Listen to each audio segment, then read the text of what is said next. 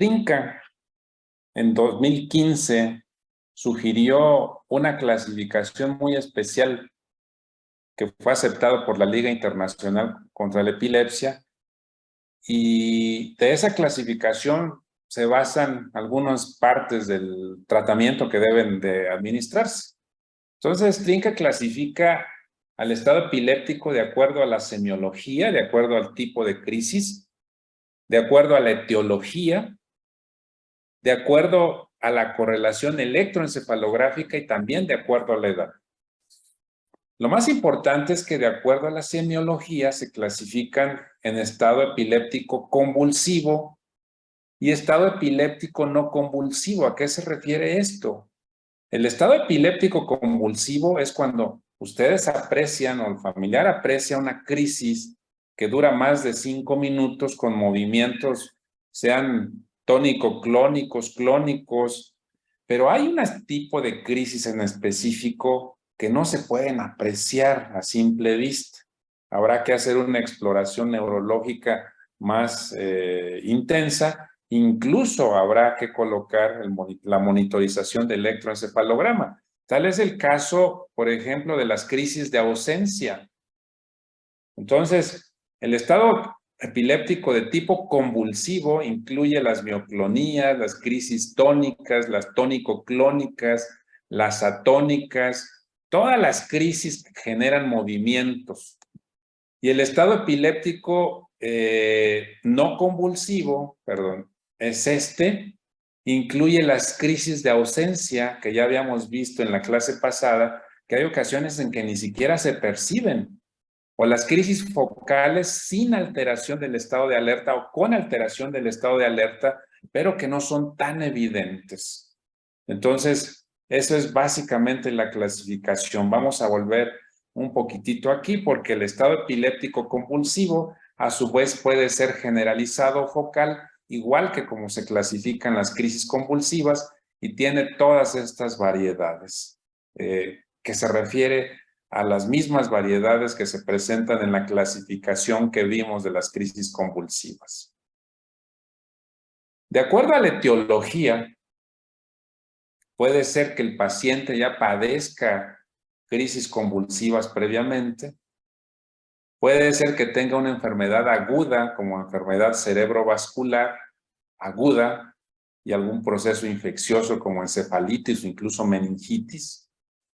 Puede que tenga una etiología que se le denomina remota, que haya tenido el antecedente de un traumatismo craneoencefálico, pero no agudo, o un infarto, por ejemplo, una enfermedad cerebrovascular isquémica, también ya de antigua, y que esté manifestándose con crisis convulsivas.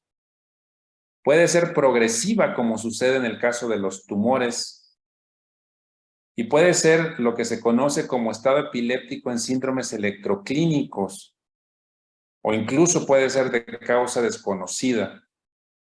La correlación electroencefalográfica, que es la otra categoría que lo divide Trinca, pues se refiere a todas estas variedades. Estas sí no quiero que las memoricen porque no tiene caso, este es de especialidad.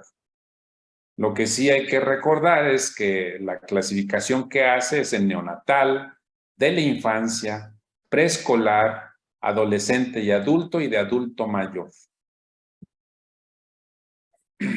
Bueno, hay que ser muy juiciosos siempre que tienen un paciente que sospecha en estado epiléptico, porque hay varias entidades que pueden ocasionarlo. En primer lugar, quiero decirles que la causa más probable de un paciente epiléptico ya conocido de que vuelva a presentar crisis convulsivas, la causa más común es que suspendieron el tratamiento. Eso es estadísticamente inequívoco. Y también puede suceder en estado epiléptico. Si ya saben que este paciente padece crisis convulsivas, muy frecuentemente debutan con estado epiléptico cuando suspenden su tratamiento anticonvulsivo. Entonces, Sea la primera convulsión que no conozcan la causa, hay que realizar siempre, después de que ya realizan el ABC, hay que realizar estos laboratorios. La biometría hemática completa, que nos pudiese sugerir un proceso infeccioso, sea leucocitosis, la química sanguínea, específicamente para evaluar si hay una hipoglucemia, que puede ser causa también de la crisis convulsiva, o incluso si están elevados la creatinina y el nitrógeno ureico, que también puede ser causa de deterioro neurológico. Las alteraciones de los electrolitos pudiesen también ocasionar esto. Hay que hacer electroencefalograma para identificar las ondas epilépticas, sobre todo en los casos sospechosos de crisis de estado epiléptico no convulsivo. Hacer punción lumbar si hay fiebre o datos de irritación meningia o datos incluso que sugieran una hemorragia subaracnoidea. Incluso es necesario seguir el protocolo y en cuanto sea posible hacer una tomografía o una resonancia magnética.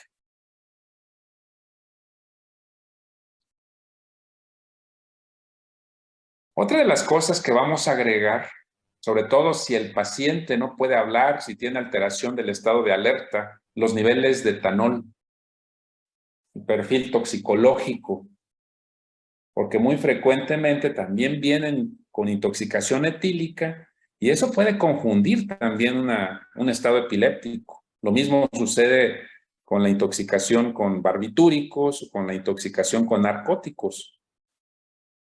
Hay que hacer una prueba de embarazo para saber qué tipo de tratamiento es más idóneo para el paciente.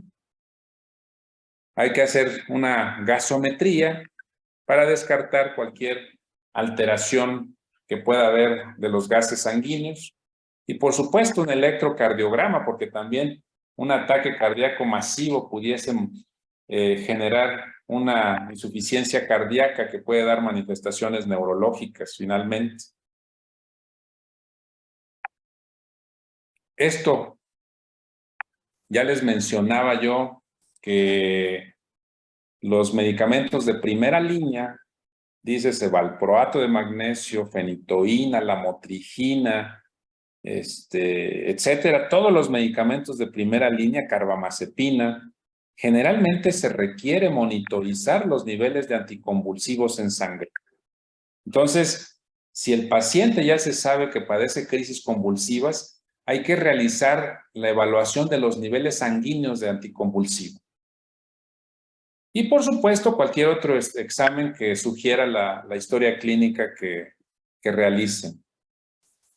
Hay otros análisis que se pueden hacer, como los de infección por VIH, sobre todo si sospechan alguna infección específica, lo que sucede con el síndrome de QT largo en el electrocardiograma, si el paciente tiene antecedente de cáncer o antecedente de traumatismo craneoencefálico. Entonces es muy variado todo lo que se puede hacer, pero lo que sí se debe hacer es esto. Todo esto que estamos comentando. Ahora, lo más importante, bueno, ya queda menos de un minuto, yo creo que nos desconectamos y nos volvemos a conectar a ver si nos manda.